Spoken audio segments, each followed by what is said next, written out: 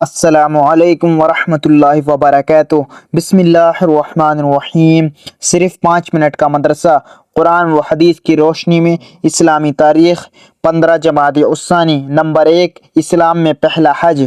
حج اسلام کے 5 ارکان میں سے ایک رکن ہے جو 9 ہجری میں فرض کیا گیا۔ اس فریضے کی ادائیگی کے لیے اسی سال رسول اللہ صلی اللہ علیہ وسلم نے حضرت ابوبکر صدیق رضی اللہ عنہ کو امیر حج بنایا اور مسلمانوں کو حج کرنے کی ذمہ داری سپرد کی۔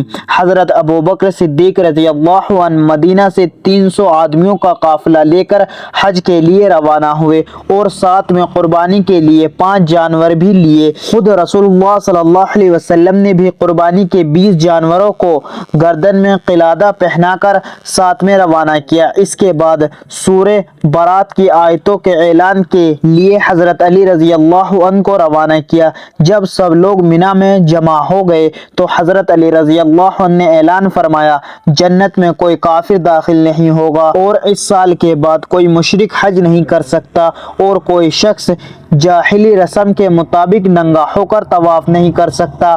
پھر سورہ توبہ کی آیتیں تلاوت کی۔ اسلام میں یہ پہلا حج تھا جس کے امیر حضرت ابوبکر صدیق رضی اللہ عنہ اور خطیب حضرت علی رضی اللہ عنہ تھے۔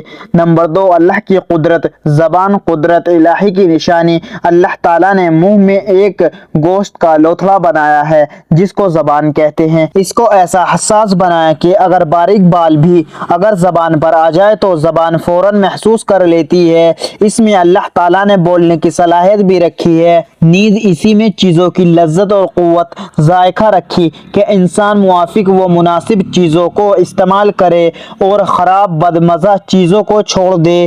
اسی لذت کی وجہ سے کھانا مزہ لے کر کھایا جاتا ہے۔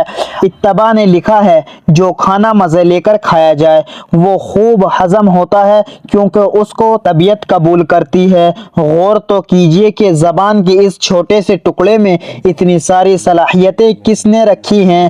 بے شک اللہ نے۔ نمبر 3، ایک فرض کے بارے میں۔ نماز کے چھوڑنے پر وعید۔ رسول اللہ صلی اللہ علیہ وسلم نے فرمایا، نماز کا چھوڑنا آدمی کو کفر سے ملا دیتا ہے۔ ایک دوسری حدیث میں آپ صلی اللہ علیہ وسلم نے فرمایا، ایمان اور کفر کے درمیان نماز چھوڑنے کا فرق ہے۔ نمبر 4، ایک سنت کے بارے میں۔ کرتا پہننے کا مسنون طریقہ۔ رسول اللہ صلی اللہ علیہ وسلم جب کرتا زیب تن فرماتے تو دائیں طرف سے شروع فرماتے۔ فائدہ یعنی کرتا پہنتے تو پہلے دائیں آستین میں ہاتھ ڈالتے، تب بائیں آستین میں ہاتھ ڈالتے اور ہر لباس کو زیب تن کرنے کا یہی طریقہ مسنون ہے۔ نمبر 5، ایک اہم عمل کی فضیلت۔ سب سے بہترین آدمی۔ رسول اللہ صلی اللہ علیہ وسلم سے پوچھا گیا، سب سے بہترین آدمی کون ہے؟ آپ صلی اللہ علیہ وسلم نے فرمایا، اللہ سے زیادہ ڈرنے والا اور صلح رحمی کرنے والا اور لوگوں کو بھلی باتوں کا حکم کرنے والا اور بری باتوں سے روکنے والا۔ نمبر 6، ایک گناہ کے بارے میں۔ رشوت لے کر ناحق فیصلہ کرنا۔ رسول اللہ صلی اللہ علیہ وسلم نے فرمایا، جو شخص کچھ رشوت لے کر ناحق فیصلہ کرے تو اللہ تعالیٰ اسے اتنی گہری جہنم میں ڈالے گا کہ 500 برس تک برابر گرتے چلے جانے کے باوجود اس کی تہ تک نہ پہنچ پائے گا۔ نمبر 7، دنیا کے بارے میں۔ دنیا ختم ہونے والی اور چھوڑنے والی ہے۔ رسول اللہ صلی اللہ علیہ وسلم نے فرمایا، بندہ کہتا ہے میرا مال میرا مال، حالانکہ اس کے لیے اس کے مال میں سے 3 چیزیں ہیں، ایک وہ جو کھا کر ختم کر دیا، دوسرا وہ جو پہن کر پرانا کر دیا، تیسرا وہ جو صدقہ دے کر آخرت کے لیے ذخیرہ کر لیا، اور اس کے علاوہ جو کچھ ہے وہ ختم ہونے والا اور لوگوں کے لیے اسے چھوڑنے والا ہے۔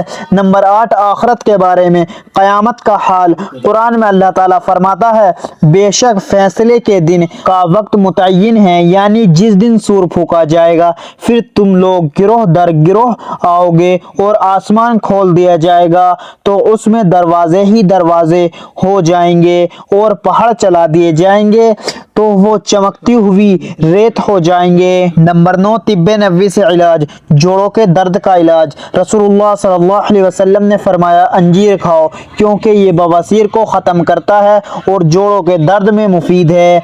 नंबर 10, कुरान की नसीहत। कुरान में अल्लाह ताला फरमाता है अगर तुम सदक़ात को ज़ाहिर करके दो तो ये भी अच्छी बात है, और अगर तुम सदक़ात को छिपाकर फ़कीरों को दो तो ये तुम्हारे लिए और ज़्यादा बेहतर है। अल्लाह ताला तुम्हारे बाज़ गुनाह माफ़ कर देगा और अल्लाह ताला तुम्हारे कामों से बाखबर है। अल्लाह ताला हम सबको इन प्यारे अहदीस मुबारका पर अमल करने और अपनी ज़िंदगियों को संवारने की तौफीक अता फरमाए, आमीन। मज़ीद इसी तरह के इस्लामिक वीडियो के लिए अगर आपने अभी तक चैनल ज़मा मलिक को सब्सक्राइब नहीं किया तो सब्सक्राइब कर लें और वीडियो को लाइक एंड शेयर ज़रूर करें। जज़ाकल्लाह, शुक्रिया।